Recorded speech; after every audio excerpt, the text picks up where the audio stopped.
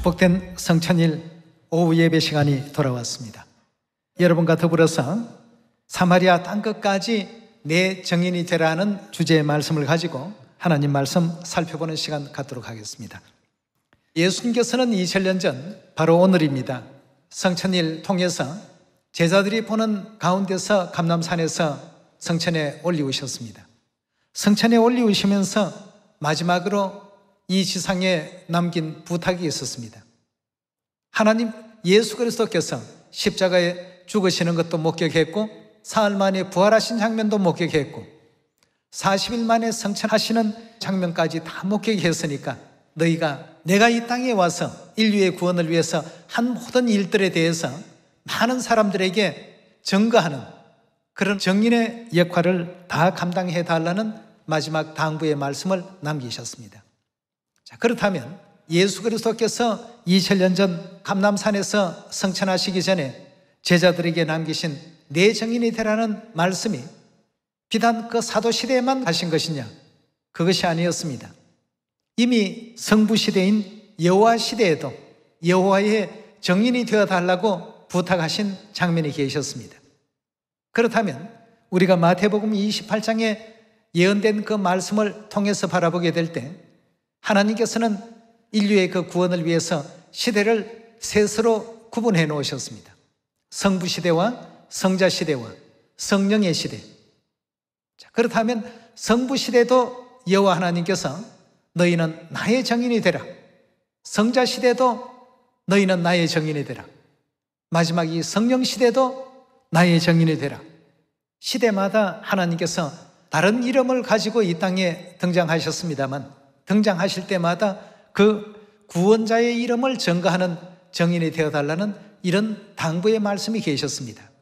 그것이 오늘날 구원받는 하늘 자녀들이 해야 될 마땅한 도리요, 마땅한 책무가 아니겠습니까?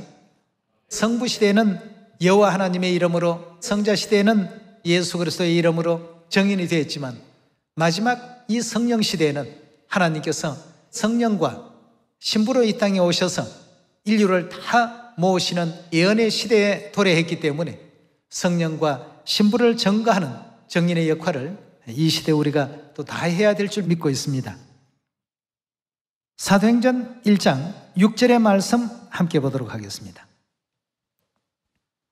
저희가 모였을 때에 예수께 묻자와 가로되 주께서 이스라엘 나라를 회복하심이 이때이니까 하니 가라사대 때와 기한은 아버지께서 자기의 권한에 두셨으니 너희의 알 바가 아니요 오직 성령이 너희에게 임하시면 너희가 권능을 받고 예루살렘과 온 유다와 사마리아와 땅끝까지 이르러 내 정인이 되리라 하시니라 하였습니다. 이 말씀을 마치시고 저희 보는 데서 올리워 가시더니 구름이 저를 가리워 보이지 않게 하더라 하였습니다. 성천하시면서 감람산에서 남기신 마지막 당부의 말씀이 내 정인이 되라 하신 바로 그 대목이었습니다. 예수님께서만 이 말씀을 하셨던 것이 아니라 성자시대에 오셔서 최초로 하신 말씀이 아니고 성부시대 때에도 여전히 이 말씀이 계셨습니다. 그렇다면 새 이름으로 이 땅에 오신 이 성령시대에도 당연히 우리가 누구를 증거하는 정인이 되어야 되겠습니까? 새 이름 안상욱님과 또 성령의 신부 되신 새 예루살렘 하늘어머니를 증거하는 또 정인의 역할을 감당해야 되지 않겠습니까? 이사야 43장 10절의 말씀 보도록 하겠습니다. 나 여호와가 말하노라 너희는 나의 정인 나의 종으로 택함을 입었나니 이는 너희로 나를 알고 믿으며 내가 그인 줄 깨닫게 하려 함이라. 나의 전에 지음을 받은 신이 없었나니라. 나의 후에도 없으리라. 나 곧 나는 여호와라. 나 외에 구원자가 없나니라 하고 했습니다. 이사야 선지자가 성령의 감동함을 입고 기록했던 이 시대는 성부시대였습니다. 성부시대도 여호와 하나님을 증거하는 정인으로서 이와 같이 선택된 시대였다는 사실을 우리가 확인할 수가 있습니다. 마지막 이 성령시대도 반드시 우리는 누군가를 증거하는 정인의 사명을 감당해야 되겠습니다.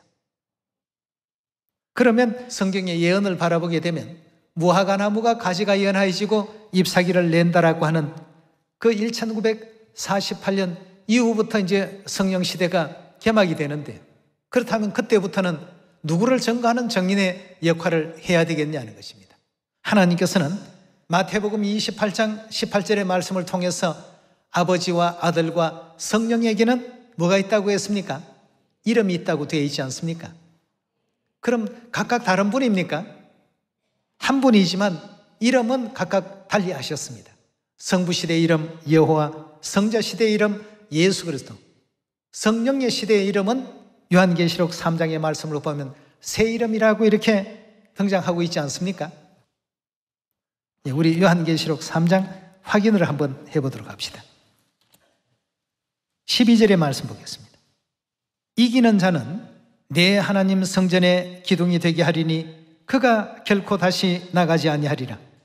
내가 하나님의 이름과 하나님의 성 곧 하늘에서 내 하나님께로부터 내려오는 새 예루살렘의 이름과 라고 했습니다. 새 예루살렘이 뭐가 있다고 했습니까? 성경은 새 예루살렘이 가지고 있는 이름이 분명히 있다고 했습니다. 새 예루살렘의 이름과, 그리고 그 뒤에 보니까 뭐가 또 나옵니까? 나의 새 이름을 그 위에 기록하리라 고 했습니다. 자, 여기에 지금 요한계시록 3장에는 보면 물론 이제 아버지만을 대표해서 설명하실 때에는 그냥 나의 새 이름, 즉 예수 그리스도의 새로운 이름에 대한 문제만 우리가 주목하면 되겠습니다만, 이 장면을 그대로 볼 때 새 예루살렘의 이름과 나의 새 이름, 이 두 이름을 분명히 우리가 알아야 되겠습니다. 예. 알아야만 성령과 새 예루살렘이신 신부께서 오라고 하실 때 그리로 또 우리가 찾아갈 수가 있지 않겠습니까? 새 예루살렘의 이름과 나의 새 이름, 즉 여기서 나라고 하는 것은 예수 그리스도를 뜻하지요. 예수라는 이름 외에 새 이름이 있다라고 했으니까 그 새 이름이 언제 쓰여질 이름인가를 우리가 주목해 봐야 될 필요가 있겠습니다. 성부 시대의 이름은 여호와라고 썼습니다. 이미 성자 시대는 예수라고 썼습니다. 성령의 이름은 하나님께서 이 땅에 오셔서 진리를 선포해 주시기 전까지는 아무도 알지를 못합니다. 그러니 자꾸 엉뚱한 데 갖다 붙입니다. 여기서 말하는 나의 새 이름은 예수님의 새 이름을 의미하는 것이지, 우리 성도들이 개개인마다 새로운 이름을 한 가지씩 갖는다는 그 뜻이 아닙니다. 나의 새 이름을 그 위에 기록하리라. 귀 있는 자는 성령이 교회들에게 하시는 말씀을 들으라고 했습니다. 그럼 여기서 우리가 알아야 될 것은 새 예루살렘 이름이 무엇인지, 그리고 나의, 즉 예수님의 새 이름이 무엇인지를 분명히 우리가 이해할 때에 새 예루살렘이신 신부와 성령의 이름을 증거할 수 있는 증인으로서 그 사명을 감당할 수 있다는 것을 깨닫게 될 수 있습니다. 요한계시록 22장 16절입니다. 나 예수는 교회들을 위하여 네 사자를 보내어 이것들을 너희에게 증거하게 하였노라. 나는 다윗의 뿌리요 자손이니 곧 광명한 새벽별이라 하시더라. 성령과 신부가 말씀하시기를. 성령과 신부, 굉장히 참 중요한 대목이 되겠습니다. 아버지와 아들과 성령의 이름이 있다고 했는데 그 이름 중에 어느 시대에 불리워질 존재를 여기서 설명하고 있는 것입니까? 예, 성령 시대. 좀 전에 계시록 3장 12절에 보니까 나의 새 이름이라고 표현되어 있지 않습니까? 예, 바로 성령 시대 불러야 할 구원자의 그 이름. 그 다음 신부가 라고 했습니다. 그럼 신부는 요한계시록 3장 12절에 뭐라고 표현되어 있었습니까? 새 예루살렘. 요한계시록 21장에도 나오고 19장에도 나옵니다만 연결해서 바라보게 되면 새 예루살렘 이름이 바로 신부의 이름입니다. 그렇지 않습니까? 예. 성령과 신부가 말씀하시기를 오라 하시는도다. 듣는 자도 오라 할 것이요 목마른 자도 올 것이요 원하는 자는 값없이 생명수를 받으라 하시더라 하고 했습니다. 오늘 요한계시록 3장과 요한계시록 22장의 이 두 장면을 통해서 보니까 이 시대 우리는 과연 누구를 증거하는 증인이 되어야 될까? 2000년 전 예수 그리스도께서는 사마리아 땅끝까지 나를 증거하는 증인이 되라. 그럼 오늘날 나의 새 이름을 즉 예수 그리스도의 새 이름을 증거한다고 해서 예수님 전하지 않는 것이 아닙니다. 바로 그 예수님이 성령시대 안상홍님이라는 이름으로 이 땅에 오시지 않았습니까? 예. 초림 때는 홀로 오셨습니다만 재림 때는 분명 두 분이 오셔야 되기 때문에 새 예루살렘의 이름과 나의 새 이름, 이 두 이름을 분명히 언급해 놓으셨습니다. 그렇다면 이 새 예루살렘에 대해서 조금 더 한번 살펴보시고 우리가 이 시대 누구를 증거하는 정인으로서 소임을 다하는 것이 오늘 이 성천일의 절기의 의미를 완성하는 것인가를 확인해 보도록 하겠습니다. 요한계시록 21장 9절입니다. 7 대접을 가지고 마지막 7 재앙을 담은 7 천사 중 하나가 나와서 내게 말하여 가로되 이리 오라. 내가 신부 곧 어린 양의 아내를 내게 보이리라 하고 성령으로 나를 데리고 크고 높은 산으로 올라가 하나님께로부터 하늘에서 내려오는 거룩한 성 무엇을 보여주었다고 했습니까? 어린 양의 아내 신부를 보여주겠다 하고는 예루살렘을 보여주었습니다. 그러니 계시록 3장 12절에서 뭐라고 했습니까? 나의 새 이름과 새 예루살렘의 이름을 그 위에 기록할 것이다 하고 했습니다. 반드시 새 예루살렘은 이름을 가진 존재입니다. 성령이 예수 그리스도의 새로운 이름을 가지고 이 땅에 오시듯이 새 예루살렘도 틀림없이 이름이 있다 하고 했습니다. 두 이름을 분명히 다 이해하고 알아야 되지 않겠습니까? 그렇다면 이 시대는 성령과 신부 대신 하늘아버지 하늘어머니께서 반드시 이 땅에 오셔서 인류를 구원하시는 예언을 완성시키는 마지막 성령 시대라는 사실을 우리가 확실히 알고 우리 주위의 많은 사람들에게도 그들이 듣든지 아니 듣든지 다 알려놓을 필요가 있습니다. 2000년 전 사도 바울이 예수 믿는다는 그 제목으로 옥에 감금되어 있었을 때 그 옥터가 움직이고 지진이 일어났습니다. 죄수들을 감금시켰던 족쇄들이 전부 다 풀려져 버렸습니다. 간수장이 깜짝 놀라서 보니까 옥문이 다 열려 있었습니다. 간수장이 밤에 지키다가 조금 졸았던 모양입니다. 아이고 죄수들 다 달아났겠구나. 과거에는 죄수들이 탈출을 하게 되면 결국 간수장이 죽임을 당하는 이런 위급한 상황이었죠. 다들 달아난 줄 알고 칼을 빼어서 자기를 하려고 하니까 바울이 그리 하지 말라고 말이죠. 우리가 다 여기 있고 하나도 달아나지 않았다. 아무 걱정도 하지 말라. 결국 하나님 큰 신비의 역사 속에서 이분들은 보통 분들이 아니구나 하는 것을 느낄 수 있었고 내가 어떻게 하면 나도 구원을 받을 수 있겠느냐 말이죠. 예수 이름이 아직 많이 전해지지 않았던 그런 시절이었습니다. 예수님은 그냥 일개 한 목수의 아들, 사람을 믿는 이상한 종교, 사도행전 24장에 나오는 나사렛 이단이라는 악한 별칭이 붙어있던 그런 시절이었습니다. 어떻게 할까라고 간수장이 얘기했을 때 주 예수를 믿으시오. 그러면 그대와 그대의 가정이 다 구원을 받을 것이오. 그 순간에는 성경 펼쳐서 창세기 1장부터 다 이렇게 보여줄 수 있는 상황도 아니었습니다. 바로 예수 그리스도를 영접하고 그 밤에 자기와 그 권속들이 다 침례받고 구원받은 역사가 성경 가운데 기록되어 있는 것을 볼 때 이 시대에 왜 자녀들에게 새 예루살렘의 이름과 나의 새 이름을 주신다라고 이렇게 하셨을까? 사용할 필요가 없으면 여러분 어떻습니까? 이름이 주어질 필요가 없습니다. 누구를 지칭해서 부르고 싶은데 이름이 없다라고 한다면 얼마나 불편합니까? 하늘과 땅에 신이라 칭하는 자가 있어 많은 신과 많은 주가 있다고 하는데 우리가 기도를 하더라도 누구에게 기도할 것입니까? 그래서 끝에 예수 그리스도의 이름으로 기도합니다. 여호와의 이름으로 기도합니다. 또 오늘날 이 성령 시대에는 그리스도 안상홍의 이름으로 기도합니다 하고 이 기도를 받을 구원자에 대해서 그 뒤에 꼭 이름을 넣지를 않습니까? 이 이름이 꼭 필요합니다.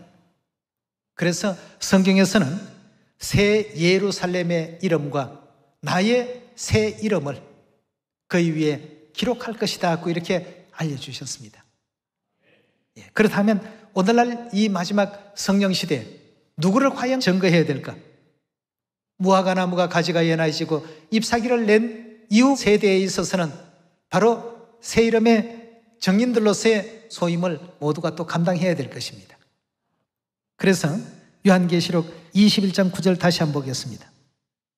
7 대접을 가지고 마지막 7 재앙을 담은 7 천사 중 하나가 내게 나와서 말하되 이리 오라. 내가 신부 곧 어린 양의 아내를 내게 보이리라 하고 성령으로 나를 데리고 크고 높은 산으로 올라가 하나님께로부터 내려오는 거룩한 성 예루살렘을 보였더라 하고 했습니다. 여기서 신부는 요한계시록 22장 17절에 등장하는 그 신부죠. 신부는 계시록 21장에서 어린 양의 아내라고 되어 있습니다. 그렇다면 성령은 당연히 어린 양이시죠. 어린 양과 어린 양의 아내가 말씀하시기를 하는 이 장면을 22장 17절에서는 성령과 신부가 말씀하시기를 이렇게 표현되어 있습니다. 성령과 신부가 말씀하시기를 오라 하시는도다. 듣는 자도 오라 할 것이요 목마른 자도 올 것이요 원하는 자는 값없이 생명수를 받으라 하시더라 하고 했습니다. 그리고 이와 같은 예언의 말씀을 22장 7절로 우리 잠깐 한번 보도록 하겠습니다. 보라, 내가 속히 오리니 이 책의 예언의 말씀을 지키는 자가 복이 있다 하고 했습니다. 예언의 말씀을 지킨다. 이 무슨 뜻일까요? 하나님께서 장차 우리 인류 인생이 구원을 받고 생명을 얻기 위해서는 누구에게 나아가라고 미리 예언해 놓으셨습니까? 요한계시록을 기록할 이 당시의 사건이 아니라 오늘날 이 시대를 2000년 후를 지금 내다보시고 예언하신 것 아니겠습니까? 그때는 반드시 성령과 신부를 찾아야 되겠고 그 신부는 바로 어린 양의 아내다. 그렇다면 성령은 당연히 어린 양이시단 말이에요. 재림하실 어린 양이시기 때문에 어린 양의 이름과 어린 양의 아내의 이름은 우리가 반드시 알아야 됩니다. 그래서 새 예루살렘의 이름과 나의 새 이름을 그 위에 기록할 것이다. 이렇게 표현해 주지 않았습니까?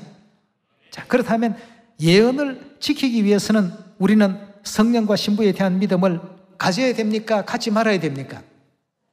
다 예언되어 있는 예언의 말씀들입니다. 이 예언의 말씀을 지키려면 당연히 성령도 신부도 믿을 수 있는 믿음을 또 온전히 갖춰야 되지 않겠습니까? 자, 그렇다면 성령과 신부에 대한 예언의 말씀을 지키기 위해서 몇 장면을 더 찾아보도록 합시다. 이사야 62장입니다. 62장 6절입니다. 예루살렘이요. 예루살렘은 좀 전에 보니까 누구였다고요? 어린 양의 아내요. 신부라고 되어 있지 않습니까?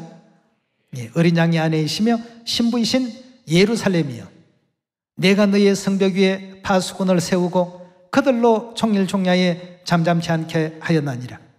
너희 여호와로 기억하시게 하는 자들아, 너희는 쉬지 말며 또 여호와께서 예루살렘을 세워 세상에서 뭘 받게 하신다고요? 찬송을 받게 하시기까지 그로 쉬지 못하시게 하라 하고 했습니다. 그렇다면 예언을 지키는 자가 복이 있다고 했으니까 이 예언을 지키려면 오늘날 예루살렘 성벽 위에 파수꾼으로서의 세움을 받은 우리 하늘 자녀들은 성령과 신부를 증거하는 정인으로서의 역할을 감당해야 되지 않겠습니까? 예. 그래서 예수님께서 2000년 전 성천일날 감람산에서 올리워 가시면서 그 시대에는 성자 시대이니까 예수님을 증거하는 정인이 되라고 하셨는데 결국 그 예수님이 또 한 번 똑같이 이 땅에 오셨으니까 정인이 되려면 이 시대에 등장하시는 누구를 전해야 되겠습니까? 예수님은 예수님인데 이 땅에 또 두 번째 오신 재림 그리스도 안상홍님을 증거해야 되겠고 성경 그대로 우리가 예언을 지키려면 안상홍님과 더불어서 성령의 신부 되신 하늘어머니를 증거할 수 있는 우리가 되어야 되겠습니다. 예. 그리고 아버지 어머니를 다 알게 될 때 아버지 어머니께 나아올 수 있는 것이죠. 오라고 하실 때 오라고 하신 그 계명을 지킬 수 있는 것 아니겠습니까? 에덴 동산에서는 먹지 말라 하는 계명을 주셨고 2000년 전에는 마가의 다락방에서 유월절 떡과 포도주를 먹고 마시라는 계명을 주셨고 마지막 요한계시록에서는 내게로 오라고 하신 이 계명을 주셨습니다. 이 가르침을 따라서 오늘 이 성천일을 통해서 여러분과 저는 아버지 어머니께로 또 큰 축복 가운데 나올 수 있게 되었고 예언의 말씀을 지키는 위치가 된 것입니다. 이사야서 62장의 장면을 보더라도 하나님께서는 예루살렘을 세우신 이면에는 온 세계 사람으로 하여금 예루살렘을 찬송하도록끔 그런 일이 일어나기까지 예루살렘 성벽 위에 파수꾼들은 잠잠치 않도록끔 하신 장면을 볼 수 있습니다. 즉 열심히 증거하고 전하는 정인의 역할을 다하라는 것이죠. 이사야 60장 1절입니다. 일어나라 빛을 발하라 이는 내 빛이 이르렀고 내 빛 가는 것은 예루살렘의 빛입니다. 여호와의 영광이 내 위에 임하였습니다. 보라 어둠이 땅을 덮을 것이며 캄캄함이 만민을 가리우려니와 오직 여호와께서 내 위에 임하실 것이며 그 영광이 내 위에 나타나리니 열방은 내 빛으로 열왕은 비치는 내 광명으로 나올 것이다 하고 했습니다. 예언이 이렇게 되어 있으면 이 예언 어찌해야 됩니까? 반드시 믿어야 되겠죠.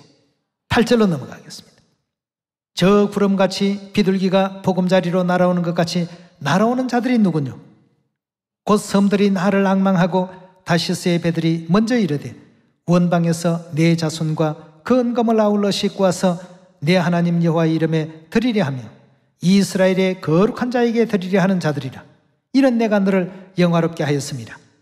그 다음 또 12절에 예언된 장면도 봅시다. 너를 섬기지 아니하는 백성과 나라는 어떻게 된다고요?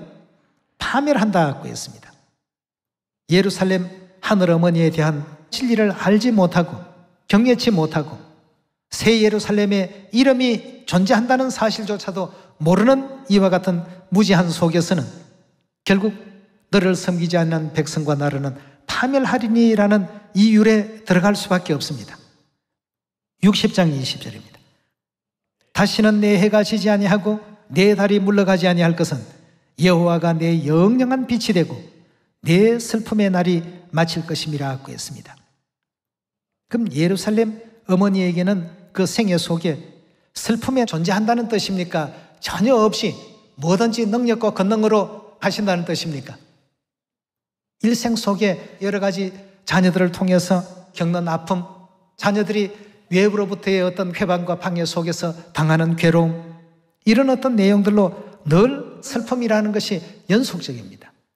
슬픔과 괴로움과 고난과 이런 것이 있기 때문에 내 슬픔의 날이라고 이렇게 묘사가 되어 있습니다.